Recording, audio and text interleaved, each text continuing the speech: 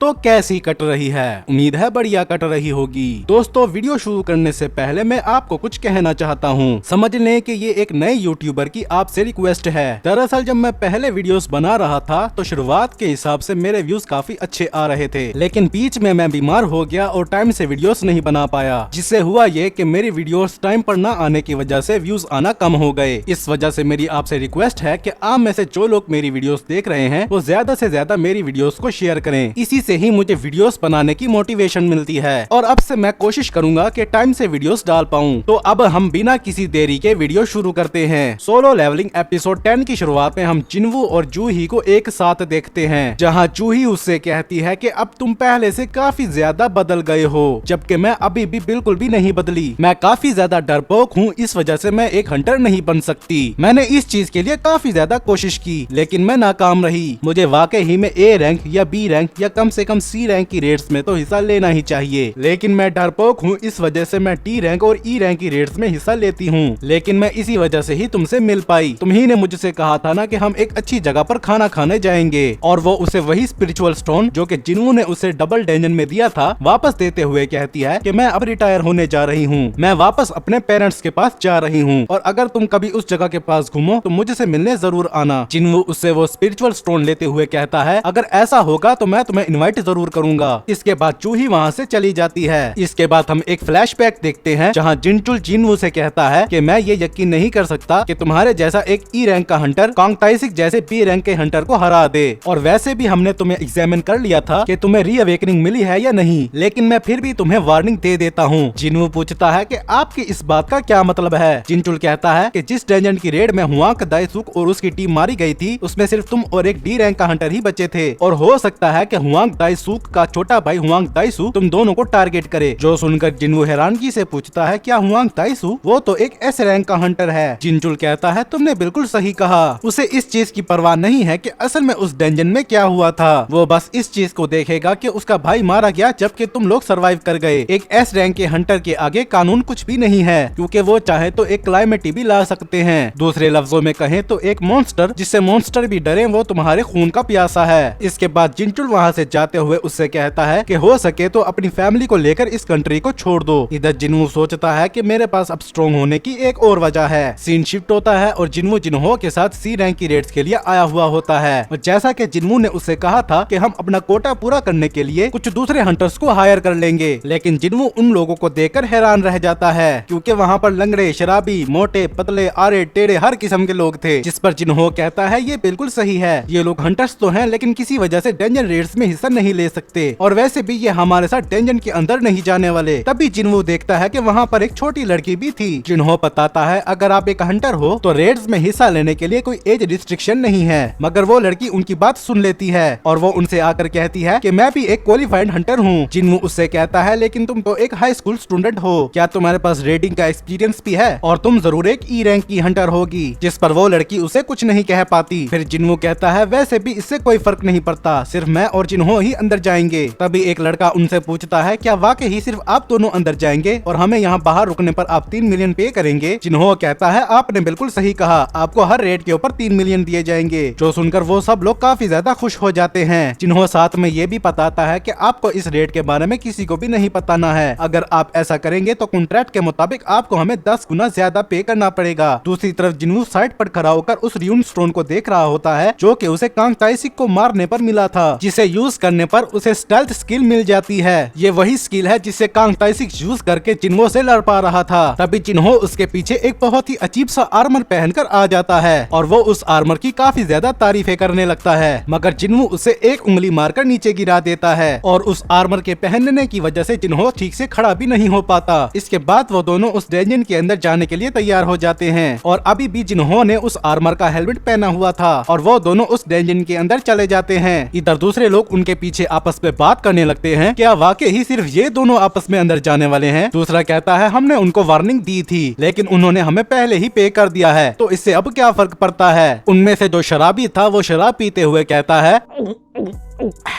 एक E rank और D rank का हंटर सी रैंक की डेंजन को संभालेंगे। वो दोनों बेवकूफ नहीं जानते कि वहाँ पर उनके साथ क्या हो सकता है। सीन शिफ्ट होता है और हम जिन्हा को अपने स्कूल में देखते हैं, जो कि अपनी दोस्त के बारे में सोचते हुए कहती है, क्या सोंगजी दोबारा से स्कूल नहीं आई है? सोंगजी दरअसल वही लड़की है। तभी जिन्हो भागते हुए उस डेंजन से बाहर निकलता है, जिससे वहाँ पर लोग समझते हैं कि शायद वो लोग वहाँ से भागकर आ गए हैं। तभी वो देखते हैं कि वो डेंजन गेट क्लोज हो रही है और जिन्हो बड़े आराम से वहाँ से बाहर आ रहा था, जैसे वो तो वहाँ पर चाय पीने गया था और उसे वहाँ से ऐसे बाहर आते देख कर सबके मुंह खुले के खुले ही रह गए थे। यहाँ तक कि सोंगजी यानी वो लड़की भी काफी ज्यादा हैरान थी। इसके बाद हम जिन्हो को देखते हैं, जो इसी तरह एक और सी रैंक की रेड में गोबलिन्स को सिर्फ अपने एक ही हाथ से मार रहा होता है और वो बड़ी आसानी से उनके बॉस को भी मार देता है। साथ में उसे लेवल अप का नोटिफिकेशन भी आता है। इसके अगले सीन में हम देखते हैं कि एक बहुत बड़ा सरपेंट जिन्हो के पीछे पड़ा हुआ होता है, मगर तभी जिन्हो साइड से आकर उस सरपेंट को एक जोरदार लात मारता है और वो उस सरपेंट को भी मार देता है और वो इसी तरह बाकी सारी रेड्स को भी काफी आसानी से क्लियर कर देता है, जहाँ वो एक रेड में मॉन्स्टर को अपनी स्टेल्थ स्किल के जरिए मारता है। जिन्हो भी ये देखकर कहता है कि मैंने उनके पास पहले ये स्किल नहीं देखी थी, वो वाकई ही में काफी ज्यादा स्ट्रॉन्ग बनते जा रहे हैं। इधर जिन्हो को लेवल अप करने के साथ नोटिफिकेशन आता है कि उसकी डैश स्किल भी लेवल अप हो गई है और वो कुछ देख कर हैरान हो जाता है। तभी एक मॉन्स्टर उसके पीछे आकर उसके ऊपर अटैक कर देता है, मगर जिन्हो बड़ी तेजी से पीछे मुड़ता है और अपनी एक नई स्किल का इस्तेमाल कर उस मॉन्स्टर को मार देता है। हमें पता चलता है कि मॉन्स्टर को मारने पर उसे दो अलग स्किल फाइटर स्ट्राइक और एडवांस डैगर वेल्डिंग मिलती है। इसके बाद जिन्हो साइड पर बैठकर अपना स्टेटस देखने लगता है, जहां वो सोचता है कि उसे अब तक काफी अच्छी स्किल्स मिल चुकी हैं, लेकिन मेरे पास इतना माना नहीं है कि मैं उन्हें ज्यादा इस्तेमाल कर सकूं। मुझे अपनी इंटेलेक्ट को बढ़ाना चाहिए। चीजें काफी ज्यादा स्मूथली चल रही हैं, तो क्या मुझे डीमन कासल जाना चाहिए? नहीं, अभी शायद मैं ए या बी रैंक का हंटर हूँ, तो शायद मैं अभी उस डेंजन को नहीं संभाल सकता। तभी उसे उसके सिस्टम पर जॉब चेंज रिक्वेस्ट मिलती है। सीन शिफ्ट होता है और हम व्हाइट टाइगर गिल्ड की बिल्डिंग को देखते हैं, जहाँ के मैनेजर को एक आदमी एक रिपोर्ट दिखाता है, जिसे देखकर वो भी हैरान हो जाता है, क्योंकि किसी ने उनसे सी रैंक डेंजन के राइट्स लेने के लिए उन्हें 150 मिलियन पे किए थे, जो कि मार्केट रेट से तकरीबन डबल पैसे बनते हैं। और इस स्ट्राइक टीम का कैप्टन और कोई नहीं बल्कि यू जिन्हो ही होता है, मगर उस मैनेजर को इस बारे में नहीं पता होता कि आखिर वो कौन है। तो वो आदमी बताता है कि वो वू जिन कंस्ट्रक्शन के मालिक का बेटा है। तभी वो मैनेजर जिन्हो का नाम भी वहाँ पर देखता है और उसे याद आता है कि ये तो वही आदमी है जो कि डबल डेंजन से बच गया था, और वो यही देखकर कुछ सोचने लगता है। सीन जिन्हो और उसकी स्ट्राइक टीम पर शिफ्ट होता है, जहाँ पर दूसरे लोग तो बड़े आराम से बैठकर ताश खेल रहे थे, जैसे यहाँ पर पिकनिक मनाने आए हों। तभी जिन्हो वहाँ से गुजरते हुए सोंगजी से कहता है कि तुम मुझे ऐसे क्यों देख रही हो, क्या तुम्हें मुझसे कुछ कहना है? मगर सोंगजी उसे कुछ भी नहीं कहती। इसके बाद हम दोबारा से उसी मैनेजर और उसके असिस्टेंट को देखते हैं, जहाँ पर उसका असिस्टेंट उससे पूछता है कि आखिर आपको ऐसा क्यों लगता है कि संग जिन्हो एक रीअवेकन्ड है? जिस पर वो मैनेजर बताता है कि संग जिन्हो 3 डिजास्टर्स में फंसा और उसमें सरवाइव कर गया, जिसमें पहले नंबर पे वो डबल डेंजन में बचा, दूसरा वहाँ जहाँ पर हुआंग ताइसुक और उसकी टीम मारी गई थी, और तीसरे नंबर पे वो कांग ताइसिक वाले एक्सीडेंट में भी बच गया। इन सारे एक्सीडेंट में काफी ज्यादा खून खराबा हुआ, लेकिन वो सब में बच गया, जिसकी सिर्फ एक ही वजह हो सकती है कि वो एक रीअवेकन्ड है। उसका असिस्टेंट पूछता है वो सब तो ठीक है, लेकिन आप करना क्या चाहते हैं? वो मैनेजर कहता है जाहिर सी बात है मैं उसे स्काउट करूंगा, मगर वो वहाँ जाकर ये देखकर हैरान रह जाते हैं कि वहाँ पर मौजूद बाकी सारे हंटर चिल मना रहे थे, जैसे वो यहाँ पर पिकनिक मनाने आए हों। तभी सोंगजी उनके पास आकर कहती है कि इस जगह पर खतरा है, जिस पर वो मैनेजर कहता है मुझे माफ करना, मैं बस यहाँ पर काफी सारे हंटर्स को देख के क्यूरियस हो गया था। उसका असिस्टेंट उससे कहता है कि तुम्हारा भी इस गेट के इतना करीब होना सेफ नहीं है, जिस पर सोंगजी कहती है मुझे बच्चे की तरह ट्रीट मत करो, मैं भी एक हंटर हूँ। जो सुनकर वो मैनेजर कहता है तो यानी कि तुम भी इस स्ट्राइक टीम का हिस्सा हो, जिस पर सोंगजी काफी दबी आवाज में उसे हाँ में जवाब देती है। ऐसा इसलिए था क्योंकि वो खुद तो डेंजन में जा ही नहीं रही थी। अब ये सब देखकर उस मैनेजर को अपनी बात पे पूरा यकीन हो जाता है और वो दोनों वहाँ से चले जाते हैं। तभी जिन्हो भी वो डेंजर क्लियर करके वहाँ पर आ जाता है और वो जिन्हो से कहता है कि कल का शेड्यूल कैसा है? कल मुझे एक जरूरी काम है। जिन्हो कहता है कि मैंने कुछ डेंजर्स रिजर्व कर रखी हैं, अगर आप कहते हैं तो मैं उन्हें कैंसिल कर देता हूँ। जिन्हो कहता है ऐसा करने पर तुम्हारे पैसे जाया हो जाएंगे। तो जिन्हो कहता है कि मैं उन्हें 2 दिन तक और संभाल सकता हूँ। जिन्हो कहता है अगर ऐसी बात है तो फिर तुम उन्हें डिले कर दो। इसके बाद हम जोंगिन को देखते हैं, जिसे एक डरावना सपना आता है, जिसे देखकर वो घबरा जाता है और उसके हाथ में वो रिपोर्ट भी होती है जिसमें वो जेजू आइलैंड के ऊपर अटैक करने का प्लान बना रहा था। इसके बाद हम जिन्हो को देखते हैं, जिससे वही मैनेजर उससे बात करने के लिए आता है और वो अपने बारे में बताते हुए कहता है कि उसका नाम संगमिन है और वो white tiger guild second administration team का मैनेजर है। इसके बाद वो दोनों एक कैफे में बैठकर आपस आपस में बात करने लगते हैं, जहाँ संगमिन उससे कहता है कि अगर तुम व्हाइट टाइगर गिल्ड को ज्वाइन कर लोगे तो यूजिन कंस्ट्रक्शन तुम्हें जितना दे रही है मैं तुम्हें उसे डबल पे करूंगा, और अगर तुम्हारी कोई एडिशनल कंडीशन है तो वो भी तुम हमें बता सकते हो।